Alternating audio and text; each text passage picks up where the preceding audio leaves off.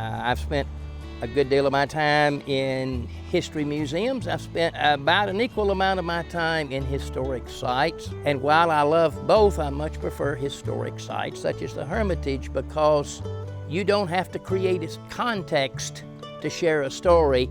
You're living, you're walking, you're touring in context. You are in the moment, you are in the place here. And as far as history, it doesn't get any better than this. I'm Keith Hardison. I'm Director of Interpretation at Andrew Jackson's Hermitage, the national landmark home of the People's President. I first came here in the 5th grade, about 1966. And I think the visit here, as well as several other local historic sites, battlefields, homes, and so forth, really sold a very young student on the idea of history, its importance, and its viability. I can remember certain things on that 5th grade tour still to this day. So that impacted me, and I think led in some ways to me becoming a professional museologist. Been doing this 40 years, but my interest is not only professional, it's personal. I had relatives who fought under Andrew Jackson in the Creek Indian War. I had relatives who fought under Andrew Jackson at the Battle of New Orleans. And when a portion of this property became a Civil War veterans home, the second superintendent of that home here on the property was one of my relatives. I think I'm supposed to be here in some form. But the Hermitage, and anybody who has ever worked here, in fact, most people who have ever been here, even for a tour, will tell you, this is a very special place. This is a place where in the blink of an eye, you can be very easily transported back into time and surrounded by history that is so layered and of so much depth that you can't help but absorb.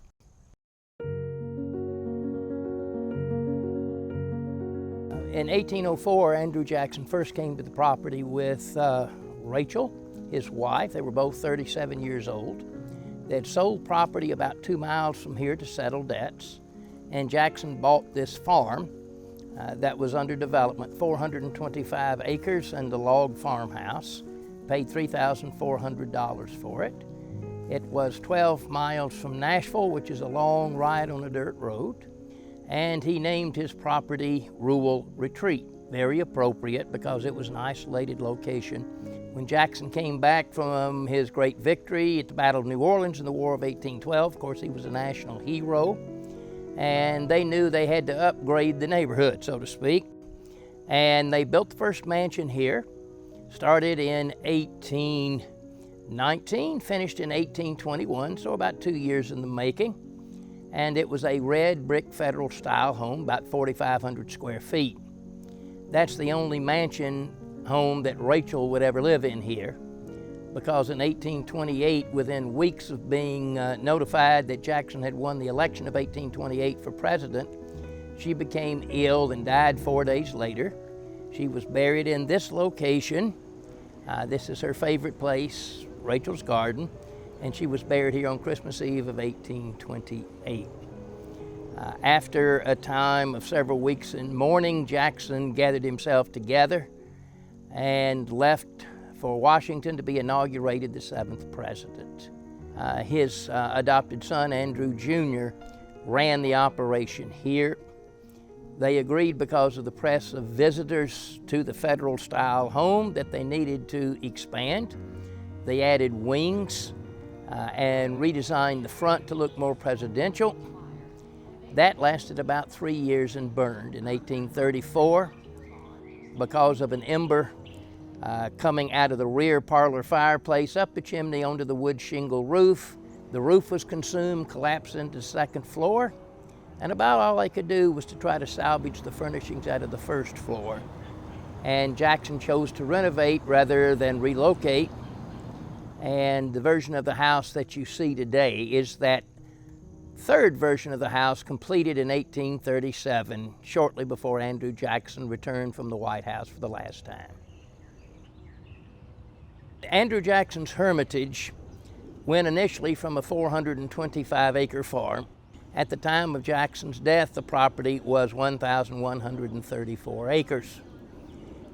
He willed that to his son, but the plantation by 1856, about 11 years after Jackson died, because of a variety of reasons, including issues with the growth of cotton, but also not the best management by the son. Ultimately, the property was bankrupt.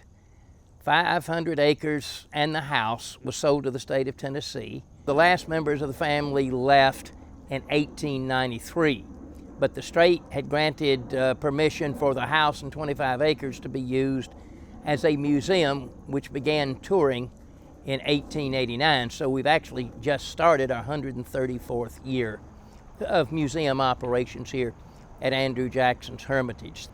We operate the museum for people from all over the world. We are responsible for all the tour activities. Relates to this particular program that we do for 5 to 6 weeks, September, in October into early November at times, and that's the Ghost Tour program, which is an extremely popular activity. So popular, in fact, it requires almost no advertising to sell out. Every last ticket on every tour is gone weeks before. What it is not is important to understand. This is not a haunted house. This is not one of the things you find at the carnival in the local community. We don't do that. But what we do is we look at sad aspects, lots of death and dying that are associated with this place and the people at this place.